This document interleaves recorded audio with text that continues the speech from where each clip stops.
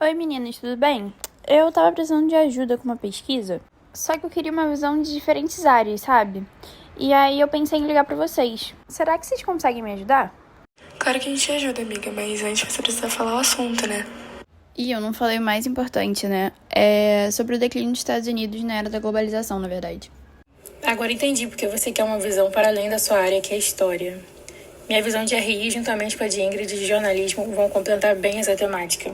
Como foi que os Estados Unidos, que pareciam invencíveis no começo do século XXI, acabaram nesse caos todo? O 11 de setembro foi o começo do fim, né? Olha, o 11 de setembro não foi o começo do fim, mas foi, sem dúvida, um ponto de virada. A reação dos Estados Unidos a esse ataque mudou completamente o curso da história. Foi ali que começaram a se aprofundar as divisões internas e os erros de política externa que levaram ao declínio que vemos hoje. Se fosse apontar um momento específico, eu diria que foi a invasão do Iraque e do Afeganistão.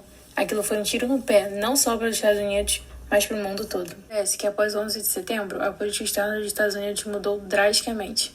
O ataque gerou um medo imenso, mas também uma vontade de vingança. Foi nesse clima que nasceu a guerra ao terror. We must stop the terror. I call upon all nations to do everything they can to stop these terrorist killers. O governo de George Bush iniciou uma invasão no Afeganistão, procurando os responsáveis pelo ataque, mas logo essa guerra se transformou em uma ocupação sem fim. E o pior, a decisão de invadir o Iraque em 2003, com base em informações duvidosas sobre armas de destruição em massa, causou ainda mais instabilidade no Oriente Médio. My fellow citizens, at this hour, American and coalition forces are in the early stages of military operations to disarm Iraq, to free its people, and to defend the world from grave danger. In this conflict, America faces an enemy has no regard for conventions of war or rules of morality. I want Americans and all the world to know that coalition forces will make every effort to spare innocent civilians from harm. We come to Iraq with respect for its citizens, for their great civilization, and for the religious faiths they practice. Eles invadiram o Afeganistão e o Iraque, um país soberano e participante da ONU, como os Estados Unidos, e sem saber o que fazer depois. Criaram um vácuo de poder, que acabou sendo preenchido por extremistas. Isso não só devastou a região, mas também drenou bilhões de dólares do orçamento americano. E não vamos esquecer da crise financeira de 2008, que aconteceu no meio dessa bagunça. Não foi só a economia. O declínio da confiança pública nas instituições americanas começou ali. As mentiras sobre o Iraque, o aumento da vigilância governamental após o Patriot Act, tudo isso minou a credibilidade do país. Em 2008, a crise financeira global arrastou os Estados Unidos para uma recessão profunda. O colapso do sistema financeiro com o estouro da bolha imobiliária mostrou a fragilidade de um sistema baseado em crédito fácil e especulação. Os Estados Unidos viram sua economia cair em um abismo. E o pior, eles precisaram usar trilhões de dólares em resgates para salvar grandes bancos, o que deixou uma dívida gigantesca, né? Mas o que aconteceu com o poder global dos Estados Unidos? Porque a queda não foi só econômica, né? Foi uma queda de prestígio também. Foi uma combinação de fatores.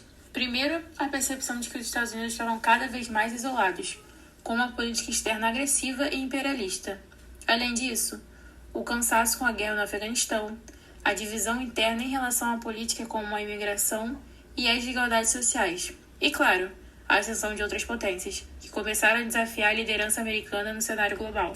Como a China, né? Enquanto os Estados Unidos estavam ocupados no Oriente Médio, a China estava construindo sua economia e sua influência global. Eles ficaram estagnados e a China cresceu.